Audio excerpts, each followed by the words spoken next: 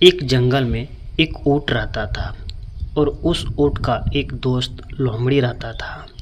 दोनों आपस में बहुत गहरा दोस्त बन गया। दोनों जहाँ भी जाता था एक दूसरे के साथ जाता था और जब भी वह दोनों एक दूसरे से मिलता था काफ़ी समय तक बात करता था, पर समय का पता नहीं चल पाता था।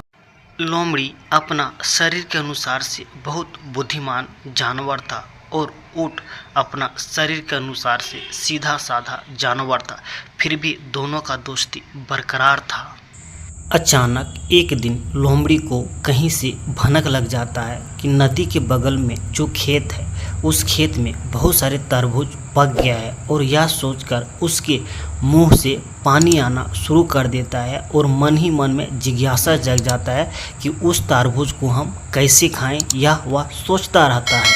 फिर क्या लोमड़ी दौड़ा दौड़ा ऊँट के पास जाना शुरू कर देता है, और जैसे लोमड़ी ऊँट के पास जाता है वह लोमड़ी ऊँट से कहता है, ऊँट भैया, तुम्हें पता है नदी के बगल में जो खेत है उस खेत के बहुत सारे तरबूज पक गए हैं। अगर आप उस तरबूज का स्वादिष्ट भोजन लेना चाहते हैं तो आप नदी के उस पार जाके उसका भोजन आप कर सकते हैं।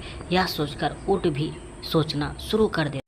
ऊँट लोमड़ी से कहता है, लोमड़ी बहना, यह बहुत अच्छी खबर है, और जब से हम तरबूज के बारे में सुने हैं मेरा मुंह से पानी आ रहा है। हम तरबूज खाने जरूर जाएंगे। ऊँट का बात सुनकर लोमड़ी ऊँट से कहता है, दोस्त मुझे भी तरबूज खाने का बहुत ज़्यादा शौक़ है, पर मैं क्या करूं, मैं तो नदी पार नहीं कर पाऊंगा। तुम खा लोगे तो समझ लेंगे हम भी खा लिए। ऊँट लोमड़ी से कहता है, क्या दोस्त तुम भी गजब का बात करते हो। हम तुम्हें छोड़कर अकेले कैसे तरबूज खाने के लिए चल जाएंगे, हम तुम्हें अपना साथ लेके जाएंगे।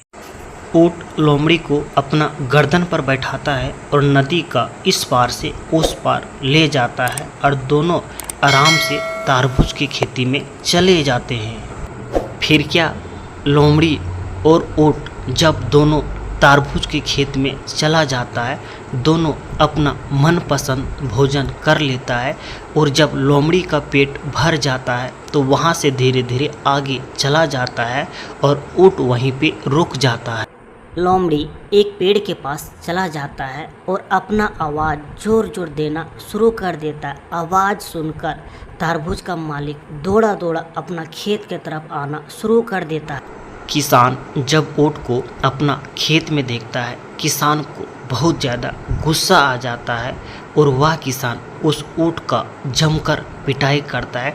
वह ऊँट किसी तरह से अपना जान बचाता है और वहाँ से आगे निकल जाता है। ऊँट को समझ में आ जाता है कि लोमड़ी का आवाज़ देने की वजह से किसान अपना खेत में आया और मुझे जमकर पिटाई किया। जब वह लोमड़ी के पास जाता है तो लोमड़ी कुछ नहीं बोलता है, और जब नदी पार करने का बारी आता है तो लोमड़ी को अपना सिर पर बैठाता है और नदी में छोड़ देता है।